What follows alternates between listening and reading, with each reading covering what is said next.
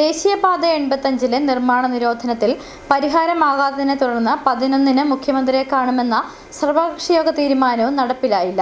NH സംരക്ഷണ സമിതിയുടെ നേതൃത്വത്തിൽ 14-ന് അടിമാലിയിൽ സത്യാഗ്രഹ സമരം സംഘടിപ്പിക്കും. സത്യാഗ്രഹ സമരം പ്രഖ്യാപിച്ചതിന് പിന്നാലെയാണ് LDF നേതാക്കളുടെ നേതൃത്വത്തിൽ അടിമാലിയിലെ സർവകക്ഷിയോഗം ചേർന്നത്.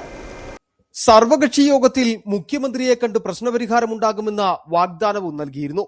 ഇത് ജനങ്ങളുടെ കണ്ണിൽ പൊടിയിടുവാനുള്ള LDF തന്ത്രമാണെന്നാണ് ആരോപിച്ച കോൺഗ്രസ് യോഗത്തിൽ പങ്കെടുത്തിരുന്നതുമില്ല.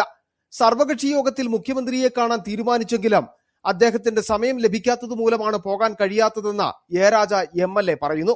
മുഖ്യമന്ത്രി സ്ഥലത്തില്ലാത്തത് കൊണ്ടാണ് പോകാൻ കഴിയാത്തതെന്നും അടുത്ത ദിവസം തന്നെ സമയം കണ്ട മുഖ്യമന്ത്രിയെ നേരിൽ കണ്ട് പ്രശ്നപരിഹാരത്തിന് ശ്രമിക്കുമെന്നും എ രാജ വ്യക്തമാക്കിയിട്ടുണ്ട്.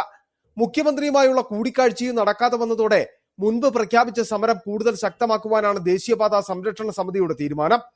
രാവിലെ 11 മുതൽ വൈകിട്ട് 7 വരെ നടക്കുന്ന സമരത്തിൽ ജനപ്രതിനിധികളടക്കം ആയിരങ്ങൾ പങ്കെടുക്കും.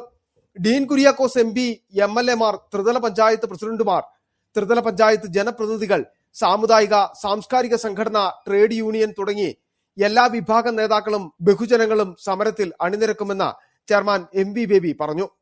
കൊച്ചി ധനുഷ്കോടി ദേശീയപാതയുടെ ഭാഗമായ നേര്യമംഗലം മുതൽ വാളർ വരെയുള്ള 14.5 കിലോമീറ്റർ നിർമ്മാണം സ്തംഭിച്ചിട്ട് 6 മാസം പിന്നിടുകയാണ്. 2025 ജൂലൈ 11-നാണ് നിർമ്മാണ നിരോധനം ആരംഭിച്ചത്. ഈ ഭാഗം വനമാണെന്ന് സർക്കാർ തെറ്റായ സത്യവാങ്മൂലം നൽകിയതിന്റെ ഫലമായി 2025 ജൂലൈ 11-നാണ് ഹൈക്കോടതി റോഡ് നിർമ്മാണം തടഞ്ഞത്. ജൂലൈ 31-ന് ആയിരങ്ങൾ പങ്കെടുത്ത ജനകീയ പ്രക്ഷോഭത്തിന് ശേഷമാണ് റവന്യൂ ഭൂമിയാണെന്ന സത്യവാങ്മൂലം തിരുത്തി നൽകുവാൻ അഡ്വക്കേറ്റ് ജനറൽ മുഖേന സർക്കാർ തയ്യാറായത്. ഒക്ടോബർ 24-ന് റോഡ് നിർമ്മാണം തുടരുന്നതിന് ആവശ്യമായ ഉത്തരവ് കൊടുക്കുന്നതിന് ചീഫ് സെക്രട്ടറിയെ ചുമതലപ്പെടുത്തി ഹൈക്കോടതി ഉത്തരവിട്ടിരുന്നു. എല്ലാ സർക്കാർ രേഖകളും കൈവശമുണ്ടായിട്ടും അതനുസരിച്ചുള്ള സത്യവാങ്മൂലം ഹൈക്കോടതിയിൽ സമർപ്പിച്ചിട്ടും നിരുത്തരവാദിത്തപരമായ സർക്കാർ സമീപനം മൂലം വീണ്ടും 3 മാസം കൂടി പിന്നിടുകയാണ്.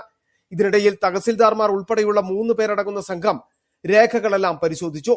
തുടർന്ന് ജില്ലാ കളക്ടർക്ക് റിപ്പോർട്ട് നൽകുകയും റിപ്പോർട്ട് പരിശോധിച്ച റവന്യൂ സെക്രട്ടറിക്ക് കൈമാറുകയും ചെയ്തിരുന്നു.